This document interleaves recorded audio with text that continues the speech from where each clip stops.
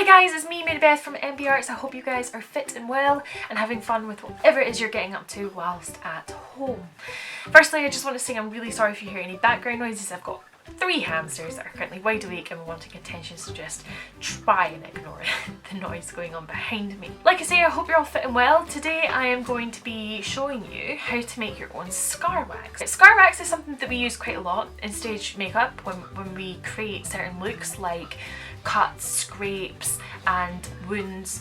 Sometimes we also use it to change the shape of our features on our face, so like our nose, our ears, our chins.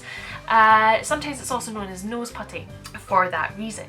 And it looks like this. So this is what we're going to be creating today. All you need is Vaseline and some flour. The recipe is in our activity pack, which I uploaded onto our website. There's activity pack number 1 and number 2. Both of these are free to anybody that wishes to download it. The instructions are on the website at www.MBArts.org. Totally worth it, just to kind of break up the schoolwork that maybe you guys are getting up to throughout the day. It's just a bit of fun, and all the family can join in with these activities. So the recipe, like I say, for scar wax is in that activity book, so you can flip it open if you've got it there and have a look at that recipe. Now, like I say, most of you probably will have flour and Vaseline around your house. All you will need to go along with that is a tub or a bowl. Now mine's is a little bit messy, but that's because I've already made some, so I'm not going to get out a new tub or a bowl because there's no point. And also a spoon. To show you how to make it, I'm going to use a bigger spoon so that I can make a bigger bulk. And obviously you can make a bigger bulk too, as long as you're keeping your ratios the same. So the ratios that we're going to use is 2 spoonfuls of flour to 1 spoonful of Vaseline. And that goes with whether you're using teaspoons or tablespoons. Keep those ratios the same and you should get this as a result. You can, once you've finished and created this, you can get yourself a foundation as well if you want to change the shade towards your skin a little bit more, but I really wouldn't worry too much about that at this stage. First thing you're going to do is you're going to get your tub. Please ask your parents' permission before you take a tub or a bowl from the kitchen.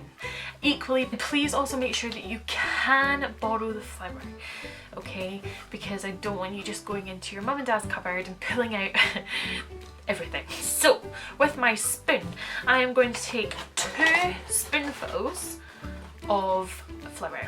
Okay, I'm taking heaped spoonfuls, okay? And that's in my bowl, tub, whatever you've got there. Then I'm going to take my Vaseline and I'm using the same spoon as I did for the flour, okay? Now, if you're at home, don't do that. Get another spoon.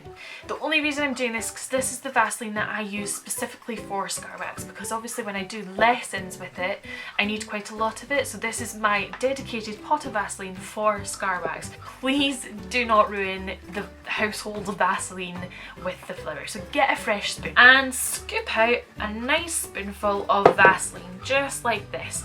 Now Vaseline can be a little bit sticky on the finger, so what I've just done is I've just dipped my finger into the bowl like this to coat it, just to help me slide that off the spoon without it sticking to my finger too much. Now with the spoon you're going to mix the flour into the Vaseline. Now it might seem like this takes a little bit of time, okay, but keep at it.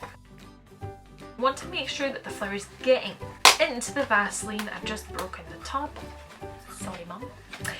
The Vaseline, you want to make sure the Vaseline, I need to put it over the table because now it's dropping onto my clothes. That's another thing, this can get messy, so make sure you're wearing clothes that you don't mind getting a little bit dirty. And soon, the more you mix it, it's going to start to clump together, almost like a dough, like a pizza dough if you were creating pizza dough, or if you made cookies before, like cookie dough. Okay, now I'm going to go in there, now that I feel like that is, I don't know if you can see it, but it's kind of in little clumps like this. Okay, I'm going to go in with my hand now and I'm going to collect it up. So I've just picked that out. Yes, it is falling apart a bit. So like I say, make sure you're wearing clothes that you don't mind getting a little bit dirty. And I'm just going to squish it in my hands like this, okay? Dun, dun, dun, do a little song and dance whilst you're squishing it in your hands. Just keep playing with it until you start to feel it getting a little bit sticky again. Not really sticky to a point where it's sticking to your fingers, but just when you start to feel it sticking like Play-Doh, that is when you stop. And that there is your scar wax, okay? Now, you can keep the scar wax for quite a long period of time. What I would do is I would stick some cling film around it. Do not put it in the fridge. If you stick it in the fridge, what happens is it gets really, really hard, and when you go to use it again, it's just going to crumble and break much easier. So just keep it at room temperature. Put some cling film around it, make sure wherever you store it, it is dry. That'll last for a good wee while. This stuff that we've just made, we are going to use it to create some scars and wounds. I will do another video very, very soon showing you how to create a wound using this scar wax that we've just made.